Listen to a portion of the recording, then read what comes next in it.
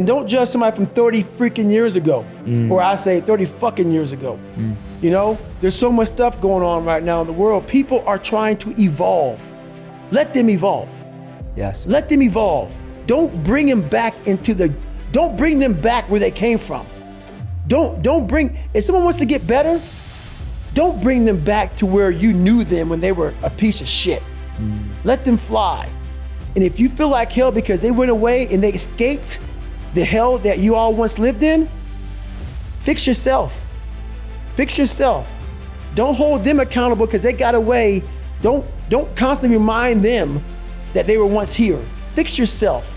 Because a lot of people feel like crap once people start to leave their little nest, like if you're an alcoholic and this guy says, I'm gonna stop drinking. You wanna bring him right back in. No, look at yourself in the mirror and say, wow, this guy's doing better. Take that feeling of feeling like shit and do something about it. Change your own life. It makes us feel like shit. It's a constant reminder of where we're at in life. When you see people start to, even this one person, let's say you have a group of 10 friends, best friends, you guys party, you guys are just 9-to-5ers, making minimum wage, we're just getting by. Like Good Will Hunting. You watch that movie? Yeah, absolutely, love it. That guy wanted to stay there. Matt Damon wanted to stay there. You know? Ben Affleck was like, no, man, get the fuck out of here, man. That's the kind of people you want to be around. And those people, very few people like that exist in those crowds because you're a constant reminder of who they are now. This guy got out. Now, every day I wake up thinking, God, I'm a piece of shit. I'm a piece of shit. But I don't have the courage and the strength and the self-discipline to do what he did. So it's a constant reminder, I don't have the courage, but you do. You do have the courage. You just got to find it. Yeah, they're a lot better than some. They're able to get through. I know a lot of people who can get through Navy SEAL training. But, you know, there's a lot of mystique behind all that stuff. And as you start to go through and you start to break it open a little bit, you know, a lot of hard guys, but, you know, I wanted more. I wanted more. Talk about in the book a lot, too. One thing that hurt me a lot was I thought everybody wanted the same thing I wanted. And everybody wants the same thing you fucking want. Everybody wants to get up at 4 o'clock in the morning and beat themselves and find more about themselves and shit like that. And I thought the SEALs did. Most people don't. And I thought the SEALs did. I thought that's what, you know, because every book you read, that's what everybody does. So I was hook, line, and sinker. So that mentality that I had, it kind of put a bad taste in my mouth, you know, once I realized that not everybody was like this in the community. And I was like, you know what, man? So then I started having chips on my shoulder. I had my own little thing I was doing with a couple guys, working out on my own, doing my own little thing. And when you start doing that stuff and you start to drive yourself away from people, you know, and I was already different as it was. You know, even if I didn't do that, I already came in being very different. Like I tell people, I was a part of the Navy SEAL teams. I wasn't part of the Brotherhood. Right. And You're not going out and partying. I'm not going out. No, that's not me. That's never been me though. Like if I was in a college, if I was in I couldn't be part of a fraternity, man. I would never join a fraternity, ever. I'm like, hey, fuck you all, man. I got my own shit going on over here, man. Go fuck yourself. That's me. I don't like fraternities. So just me, when you join the SEAL teams, you're joining a big fraternity. So I was already asked out. So then when you're asked out, not wanting to hang out, I wasn't a dick. I do my own shit. That's me. So I grew up wanting friends at a young age. And once you get self-esteem and shit, you know who you are. I was comfortable. You're not liking me, but I'm not hanging out. And then you take it to another step further with this being hard mentality of if you guys aren't doing what I'm doing, you guys aren't shit. So I did a lot of things that push people the wrong way, that rub people the wrong way. So think about it, when I say suffering, people cringe. People, that's the one word, whenever I post about it, people cringe. It's not about suffering and how people may look at suffering. Like you have to just go to a place that just every day of your life is suffering. You have to tap into suffering every day of your life because we have so much scarring that we have to clean up. You have to look at suffering as almost like I look at failure. To succeed, you must fail.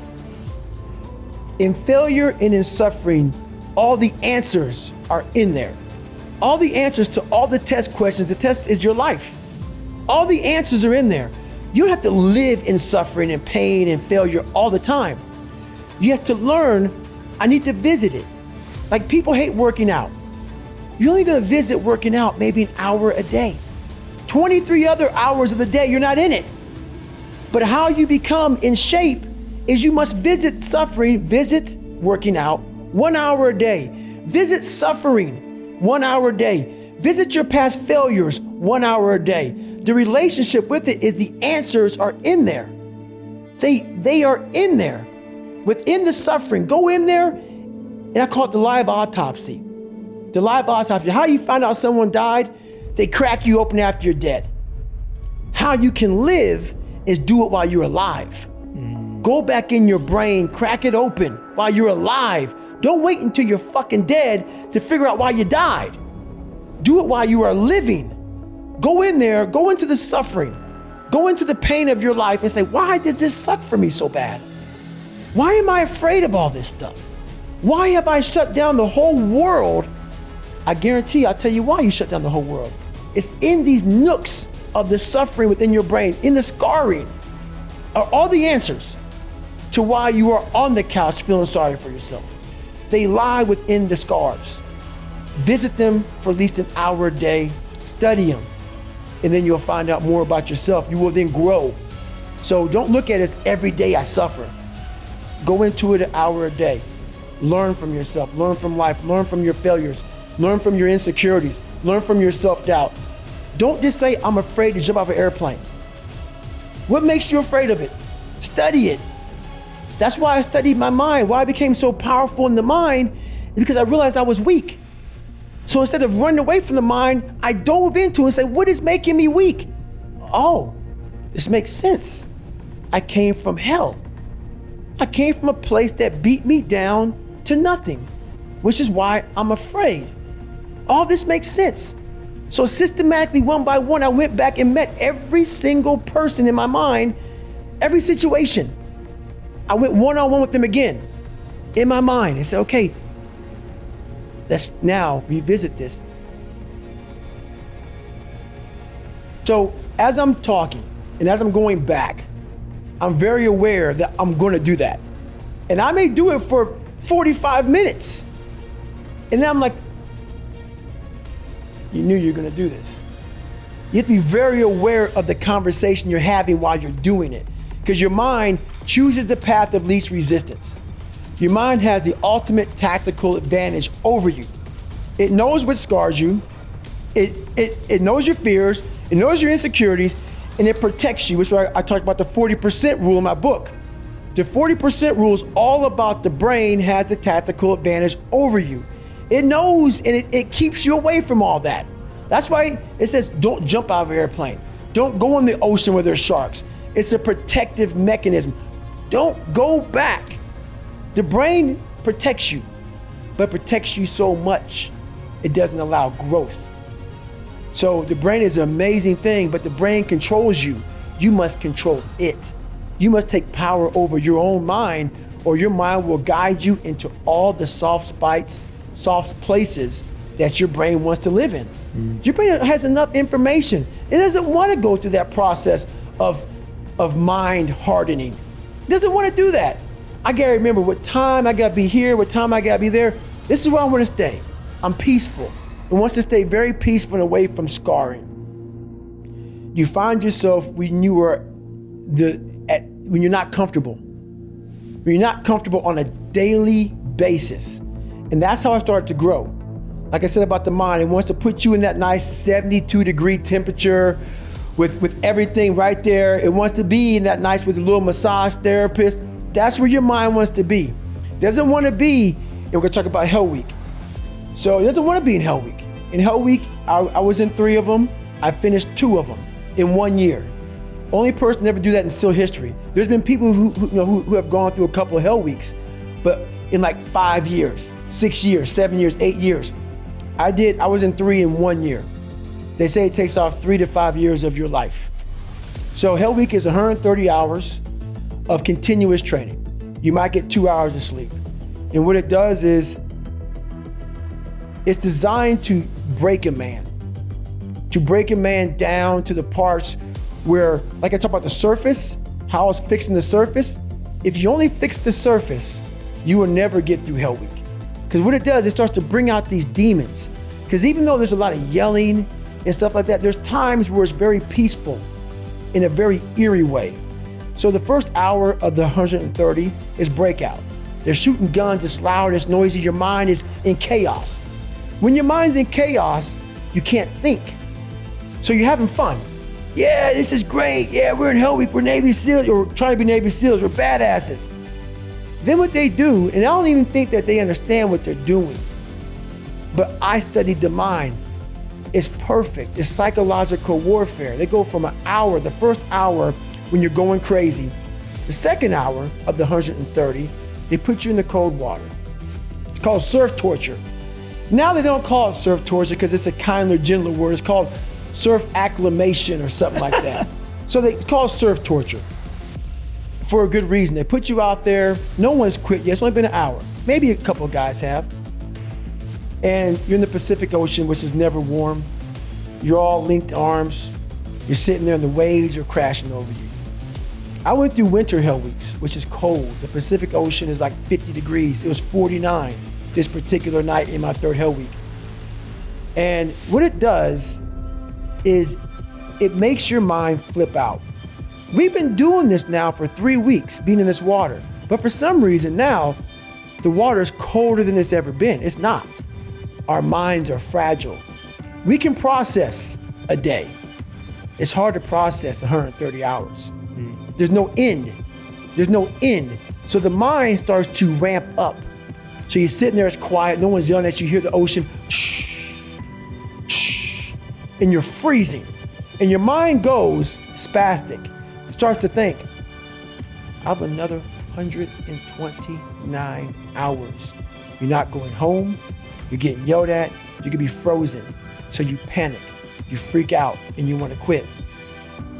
What I realized about the mind is those people who can be in that time and embrace that time and be in that moment and not allow the mind to go to 129 hours on hour one. It's the control that we don't have in our minds.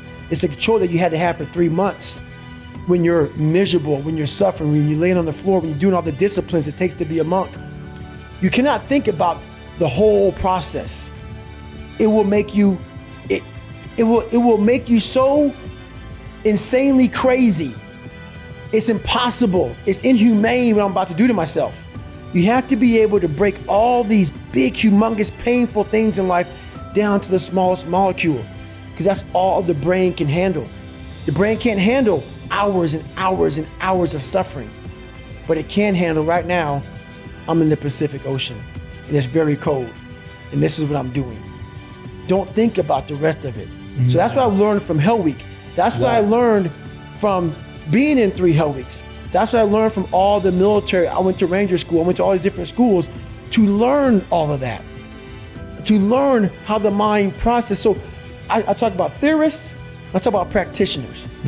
A theorist is a person who reads a book, doesn't do it, reads a book, learns about something, and then talks about it. A practitioner is myself.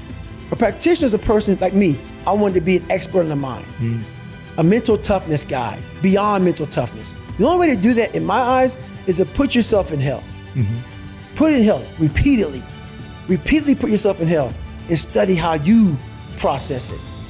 And that's how I was able to come up with all these different ways, all these different tools to slow the mind down in hell. Because the mind just speeds up. The mind wants to get out of the painful situation, the suffering. It can't process it. So that's what I realized by going through all these different processes of being in Hell Weeks. There's some times where the mind gets overwhelmed and you cannot slow it down. But by these certain tools I developed, by not allowing your mind to get away from the moment, you have to think about the exact moment that you're in. But I saw when I was younger, the moment became too big. When it became too big, I spazzed out and I would quit. But now I don't think about even like an hour from now, I'll be eating. I don't even go there. Because then your mind No, we must embrace this, because now you have to be a leader in this moment. It's not about you just getting through it. I had 5 guys, and 6 including me, in my boat crew. Now I was the boat crew leader. So now another trick is this: if you don't think about yourself, there's no pain, which can also lead to pain later on in your life. But in these moments when you're struggling, if you are a true leader and you're worried about your men or women beside you, your mind doesn't care how cold you are anymore. Your mind's only worried about taking care of the men and women beside you. So I started realizing, man, if I take care of these cats to my left and my right in the worst moments, my mind is no longer thinking about, you're miserable, David Goggins, get the hell out of here. You're thinking about, how is John? How is Andy? How is Sam? How is Pete? Hey, how are you guys doing? You're not thinking about me. So there's so many things you can do to get outside your own head to then allow your body to just be like, hey, we're just a machine. But you have to let your mind be able to process all these different tactics to do that. Take a different vantage point in life. When you are in the hell, you can't see the beauty of being in it when you're in it. Get on top of that mountaintop in your mind.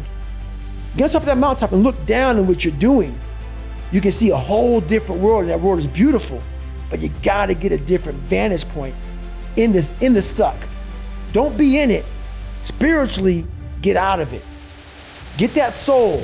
Look down on what you're doing. Be amazed by the process of where you're at now and where you came from. Yeah. I've had this mentality for years. It got me through a lot of hard times. You cannot use it every day of your life. You cannot use it. I use it as like, my God, this is the perfect, I found it. This is the trick. You don't even matter. You're just a machine. You are a machine. Like just like a lever. That's all you are, man. You're not. You're not. And in my book, I talk about what that lever starts to get rusty, starts to get crusty. It starts to, like, I can't even think about anybody but myself. So through the process, what I started to learn was that helps a lot, and you can tap into that all the time. But you have to be able to heal yourself. You have to be able to recover yourself. It can't be something that you continue to do and do and do. There has to be a recovery process for your mind, your body, your soul, your spirit. It encompasses your whole body. So those are tactics, but those tactics must be oiled up. That lever has to be oiled again to go back in it. I talked about that big time in my last chapter, how it just takes me to nothing. How I'm where you were at. You know, it's taken me 5 years of doing my meditation, my stretching, my eating right, my sleeping right. And you have to be on a constant reminder. Almost like how you put a reminder on your phone, 15 minutes, you got this. That has to be in your brain. You've done too much. Stop. And what happens in life is that we start to see our lives become so successful. We're making money. We're doing this. We're doing that. I want more. I want more. I push harder. I'm all about pushing hard. Don't get me wrong. Obviously. I'm all about it. But to push as hard as you can, you have to be mindful of the machine that's pushing. It is going to end up dying. And then it takes years to get it back, so you lose that time. Right. That time is gone. You know, I lost 5 years of, I could be crushing it. Where now I'm just now back to crushing it, realizing, God, man, I learned the hard way. The unrelenting voice that we all have. What happens to that voice? I'm gonna answer your question. We all have a voice in our head. Some of us are very spiritual, some of us are not, but we all have this voice saying, you're doing fucked up shit. This is wrong, don't do that. The more you don't listen to that voice, the further that voice gets away from your head. Some people call it the Holy Spirit, some people call it God, some monks, whatever you call it. It's there. We all have it. It's the right or wrong voice. But the more we don't listen to it, the more that voice goes away. And the only voice you hear is yourself. When the only voice you hear is yourself, you're wrong. There's a voice that guides you through life. When sometimes it's guiding you in a direction that you don't want to go, that's usually the right place to go. It's that uncomfortable place. So that voice is always talking to me, but we don't listen to it. I listen to it. And when I start getting anxious, nervous, like we all know when we've done too much because it's telling us, I'm getting tired, I'm wearing down. But we go. I start talking to my fiance, hey, I'm doing too much. You start now, like I did in Hell Week, like I do all the time, the 1 second decision. It's that decision when your mind starts to get so amped up. Whenever you can't hear yourself think, you gotta slow down. Whenever you're living off a schedule, every day's a schedule, you have no time for yourself. When you start, and we all know it, I don't have time for this anymore, I don't have time for that anymore. That's when your mind and your body are saying, think about that. I'm neglecting my fiance, I'm neglecting my disciplines of life, I'm neglecting my reading, my learning, my workouts, my diet. When you start neglecting all of that, you neglect one of them, you can neglect all of them a long time. It's gonna haunt you. When you start seeing that, my God, I haven't eaten right in a long time, haven't been sleeping right in a long time. It can only be one of those things to take you off. So I'm very aware of my eating, my sleeping, my disciplines of life. And when I started to get too far away from them, it's a hard stop. So you gotta be careful. The mind will trick you. Yeah. And it's saying, just sleep in today, you deserve it. Yeah. Sometimes you don't deserve it. So there's that fine line of the mind getting the tactical advantage over you to where you're like, I've worked too hard. You really haven't worked hard enough. The way you explain that about the child's mind is 100% the truth. I just want to sleep in, always throwing tantrums, never getting what they want. Whenever they don't get what they want, they throw a tantrum. But what happens is we never grow. We are 40, 50, 60, still throwing that tantrum we once did at 7 and 8 years old. So people think with age is growth. No, it's not. You have to go back into the scarring to get the growth. And what's funny about that, I often say it, on the other side of that extreme place that I call suffering, call whatever you want, there's a whole nother world that people have not even examined. But you have to go to that extreme place to examine it. We want to stay here in this comfortable place. Once you're willing to push yourself to that extreme place, it's like a whole nother universe. It's almost like you're an astronaut and you've examined something like up in outer space. No, it's always been there. But you have to be going through all the muck and all the shit to examine it. You realize, wow, God, through all this crap, there's a whole nother universe over here in my mind. Whole nother universe. They drew my blood and realized I have sickle cell. So sickle cell is a blood disease that some African Americans have, which is not good. So they took me out training for a week. And when you go from being uncomfortable, that's your lifestyle, you get used to being uncomfortable. Right. When you go back to being comfortable, your mind says, I don't want to go back to being uncomfortable again. That's right. So I was like, I don't want to go back to the water. So my whole mindset was, I want to get out of this training. So I was hoping that they were going to medically disqualify me from pararescue program. That didn't happen. A week later, the doc called me in the office and said, hey, guess what, man? We're going to put you back into training. I was like, okay, well, I missed a week. I got about 2.5 weeks left. I can do this. I went back to the CEO, the commanding officer. He said, hey, guess what? We're going to start you back from day one. And when he said that to me, my mind went back to the old David Goggins. So I thought I had changed. Yeah. Learn how to swim, learn how to read and write. All I was doing was attacking the surface. I wasn't getting down into the dungeon of what was really bothering me. So whenever tough times would happen, any tough time that would, really tough time that would happen, I would go back to the sewer of my mind. So this happened, I went back to lying. I said, hey, you know what, CEO? This guy, the doc didn't know about sickle cell. He didn't give me a good reason why. He's talking about sudden death, heart attack, stroke. I'm not comfortable. So he gave me a medical from pararescue. So he allowed me to leave. But I really quit. I didn't want to go back in the water again. Right. And that's when I went from weighing 175 pounds to 297 in about 3.5 years. So I did a job called TAC-P, controlling fast movers behind enemy lines. But that job wasn't a job that I wanted. And the spiral of depression, of trying to find things that I was comfortable doing. And whenever you find things that you're comfortable doing, you're going away from the journey of life. And I was going so far away from my journey that my weight showed my whole mindset. Most important conversation you'll ever have is the one you have with yourself. You wake up with it, you walk around with it, eventually you'll act on it. And my self-talk was the most disgusting self-talk of all time. So the sewer of my mind, like I said, you have to go back in there and fix things. A lot of us are afraid, like right now, 20 years ago, you wouldn't have found me on this show. I was too embarrassed to tell you I stuttered, I lied, all these different things, getting beat up, getting bullied, whatever happened. But that's where the true transformation starts to happen.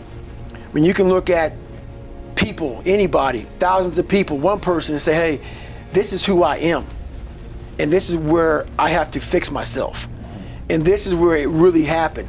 I thought it happened when I was in, 19, 18 years old trying to pass this military test. It happened here when I was almost 300 pounds, spraying for cockroaches, making $1,000 a month. And, people called me dumb. My dad called me so many things, it's not even funny. Being beat just stripped me of all self-esteem. This is when I realized I was alone on this earth. I have God alone on this earth, and I have to fix everything. So this is where I started to develop an indestructible mental toolbox. So I came home one night after spraying for cockroaches at Ecolab, and literally I was praying at Steak and Shake, and I would go across the street to 7-Eleven. I had a 45-minute commute home. So I worked from 11 o'clock at night to 7 o'clock in the morning. I had a 45-minute commute home. And my stop would be, Steak and Shake, chocolate milkshake, across the street, 7-Eleven, box of mini chocolate donuts, and I would eat that on the way home. When I come home, I turn the TV on, I take my shake, go back to the back, turn the TV on, and take a shower. Listen to the TV while I'm taking a shower. This day I heard these guys on the TV talking about Navy SEAL, toughest, class 224. So I heard stuff about Navy SEALs. These are the baddest of the baddest. Yeah. So I come out, and I'm watching this show while I'm drinking my shake. And when you're watching a show of guys who are putting out there, and they're quitting left and right. Oh, sure. Just can't handle it. They're going through Hell Week. They show them going through first phase, second phase, third phase, and they're dropping like flies. I looked in this one guy's eyes who was ringing the bell to quit, to put his helmet down out of Navy SEAL training, and I saw myself. And I saw what everybody said I was going to be, which was nothing. What I said I was going to be, that conversation you have, that's who I was. So that's why I lied to people to tell them a different version of the truth. I had to make all those lies reality. I had to make them real. I had to become a real person. So that's when I put in my mind that I'm going to go to the toughest military training on the planet. And where it has the most water, the thing I was scared of the most, I had to go back. So a lot of us run away from our fears. Sure. And we box ourselves in to a lifestyle of this is all we can do. Right. Because I'm afraid of everything outside this box. So I'm comfortable inside this box. I jumped the box for the first time in my life. Mentally, I jumped the box and said, hey, I got to come out here and play. Because what we do so well in this world is we see superhuman people and we title them. The second we title them, what that does, that gives us a get out of jail free card, is that they're the 1%ers. I'm not even gonna try to do that because that's not even in me. God made them special. They're special people. There are no special people, they're special minds, and the mind can be created on your own. You can do that yourself. So that's why I write the book like I write it, so people can look at me and say, my God, he came from this? He had to overcome all of this? So I take away all the titles, even crazy, even the fact that he's superhuman. All those titles are now stripped away. But what's funny about that, you will have my book in your hand, you will read it in its entirety. You will hear the audio book, whatever you get. And by the time you get to chapter 9 or 10, you already forgot chapter 1, 2, and 3 of the hell I came through. That's how fast the mind wants to soften you up and say, this guy's just nuts. He's superhuman. That's how fast the mind, you already forgot what you read. And you love the book. You're loving the book. And you already forgot the first 3 chapters because your mind is saying, this is impossible. It's already guiding you down that path of least resistance as you're reading the book. That's how powerful it is. So we got to constantly remind ourselves of, go back to chapter 1, 2, and 3. Always remind yourself of those chapters, of that you can also do this. But you have to first self-examine or live autopsy your own personal life. I didn't receive any advice.